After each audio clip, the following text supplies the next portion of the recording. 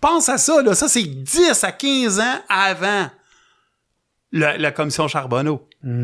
Et personne ne sait rien. Gouvernement ne sait rien. Police ne sait rien. Personne ne sait rien. Personne ne sait rien. Le AMF, le fiscal... Tu vois, c'est là où je te dis, là, il y a un aveuglement volontaire qui se fait. Et quand c'est le temps, là, on sort toutes ces histoires-là. Là, on sort. Et après, à l'Inter, après une couple d'années, j'étais agent d'affaires, représentant exécutif de mon syndicat, et j'ai découvert qu'il y a plein d'abnormalités dans les livres. Ça, c'était avant que Jocelyn Oui, bien avant Jocelyn, dans mon local. Okay? Et là, j'ai commencé à les exposer. Qu'est-ce que j'ai découvert? C'est que j'étais le seul syndic qui avait vérifié les livres en 10 ans. Tout le monde avait peur. Et pourquoi qu'il avait peur? Ben parce que dans le placement syndical au Québec, c'est les syndicats qui les plaçaient.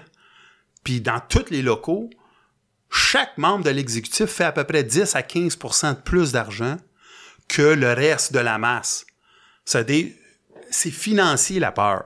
C'est que si tu as un shutdown, un arrêt de travaux, soit un job qui fait une semaine, tu peux faire 5 000, 6 000 $, ou tu peux faire un shutdown à 500 $, c'est moi qui décide.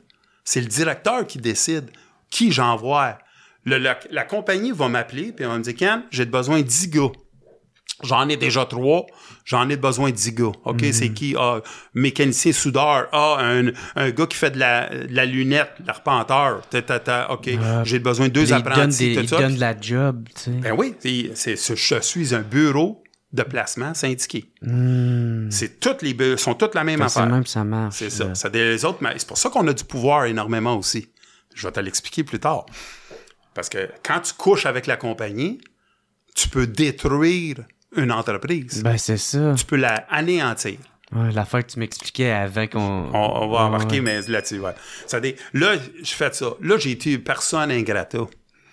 On ne m'aimait pas bien. On m'en a commencé. On m'a fait... parce que là, t'exposes. Mon propre local. Ouais, c'est ça. Et là, dans ce temps-là, mon boss, dans le temps, c'était Régent Mondou, il m'a dit « Hey, Ken, je vais te donner un job incroyable. Donne-moi un CV. Tu vas être à la tête du CPQMC. » OK?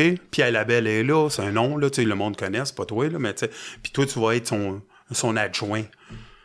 Pierre Labelle, le gars, il me dit, Ken, c'est toi le poste, j'aime ta manière de penser, t'as des couilles, tu sais, le même phénomène partout, tu sais, quand il aime quelqu'un. J'ai dit, OK, fantastique.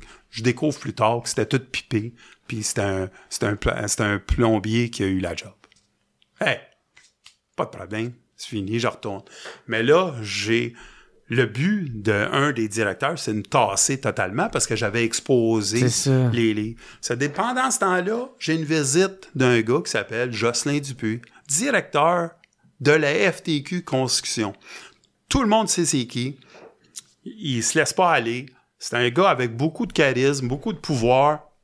C'est un gars d'Ars Saint-Pierre, il a à peu près 6 à 7 frères. Tu sais, je veux dire, il est pas un grand homme, mais c'est un gars, tu sais, qui déplace de l'air, tu sais. Ouais. Puis là, il dit, Cam, moi, j'aimerais ça t'avoir. Puis pourquoi lui voulait t'avoir? Parce qu'il voulait, à la FTQ, il voulait retourner des métiers mécaniques qu'il avait perdu depuis le temps.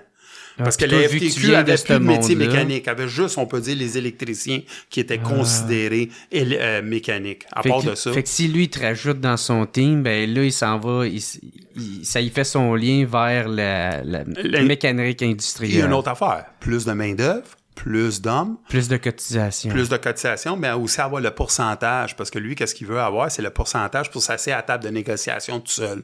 Puis après, forcer le CPQMC à revenir à genoux vers lui puis dire, si tu veux négocier à la table de négociation, ben viens me joindre. C'est toute une question de pouvoir, de power. Okay. C'était une bonne stratégie, là. J'enlève rien de... Mais c'est ça. Il m'avait, mais là, il me dit, c'est quoi tes conditions? Je lui dis, c'est quoi les conditions que tu me donnes? Il me dit, ben, je vais te donner salaire de compagnon, plus 10%, avec un per diem. Puis j'ai dit, c'est bien beau ça, mais c'est pas ça que je veux. Je veux ça, mais c'est pas ça que je veux. Là. Moi, qu'est-ce que je veux, là? C'est que je m'en vais à la guerre contre le 21-82, chez leur tactique et tout ça. Je veux avoir un avocat gratuit. Je veux avoir un avocat sans interférence de la FTQ. Et lui, il m'a donné ça avec une poignée de main. Parce qu'il pensait que j'étais exactement comme les autres. Que t'allais fermer ta gueule. Ça, mais ma gueule. Mais ils savaient pas que t'avais exposé du non, monde dans parce que ton ça local. restait interne. Ça, c'était interne. Ça, c'était ça, c'était à le 1981 à l'interne. Ils pouvaient entendre des affaires, mais ils savaient rien. Tous les locaux, aujourd'hui, personne ne sait rien. La seule gars qui a vraiment exposé tous les locaux de la même manière, c'est moi. Personne ne savait rien. C'est pour ça que j'ai CSN, CSD, FTQ, International, après que j'ai dénoncé, il n'y en a pas un qui m'a appelé. Hey, viens-t'en ici, viens m'aider. Esti, viens m'aider. Ouais. Ta réputation va nous donner de la cotisation des ans. Pourquoi? Parce qu'ils font la même chose. Ils font la même chose. C'est Jocelyn Dupuis a été utilisé, tu sais, le flashlight sur lui, mais dans le fin fond, tous les autres savaient qu'est-ce qui se faisait. Puis ils faisaient pareil. Ils faisaient pareil. Écoute, t'as des locaux là, qui passaient de l'argent.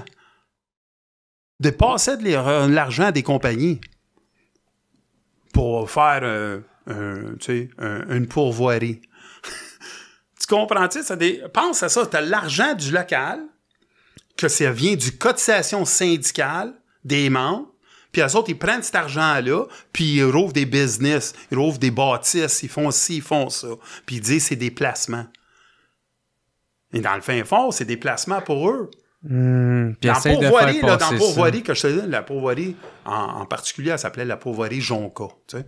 Une pourvoirie très belle, upscale, tu sais, 200-300 piastres par soir pour rester là. Tu sais. C'est pas tout le monde des travailleurs qui vont être capables d'y aller. Et ils l'utilisaient. Et qui qu'on découvre qui avait les petites, les skidoo, les petites kiosques de skidoo, des 4 roues et tout ça, ben c'était des hauts dirigeants du même local. Après, qu'est-ce qu'on découvre? Encore une autre histoire, c'est les voisins. Ils appellent ça les voisins des proches. C'est un dossier de Radio-Canada. Et c'était quoi? Ah, les logis, là? À Saint-Léonard, on a bâti des condos avec l'argent des locaux. Et qu'est-ce qu'on découvre? C'est que moitié, je veux dire 40-40, là, pour pas que le monde dise j'ai menti. 40% des logements sont vendus à des membres de hauts dirigeants syndicats. Ou leurs filles. Ou leurs filles. 40% c'est vendu à des hauts gradés de la mafia. Pense à ça, là. Ça, c'est 10 à 15 ans avant la commission Charbonneau. Et personne ne sait rien. Gouvernement ne sait rien. Police ne sait rien. Personne ne sait rien. Personne ne sait rien. Le AMF, le fiscal. Tu vois, c'est là où je te dis, là, il y a un aveuglement volontaire qui se fait. Et quand c'est le temps, là, on sort toutes ces histoires-là. Là, on sort. Tu sais, c'est comme je t'ai dit à toi, bien avant que je rentrais à FTQ, on avait des wet t-shirts à Marina Brousseau, sponsoré par la FTQ Construction. Et qui était là? Le crime organisé, on peut dire les motards, et la FTQ Construction, les hauts dirigeants, avec des filles en bikini, et puis tout ça, là, et avec beaucoup plus que juste qu'est-ce que je te dis, là, tu sais. Ouais, puis ça sort totalement de la mission de... Quoi, tu vas commanditer un wet t-shirt, pense à ça 2 minutes. Ouais, c'est ça.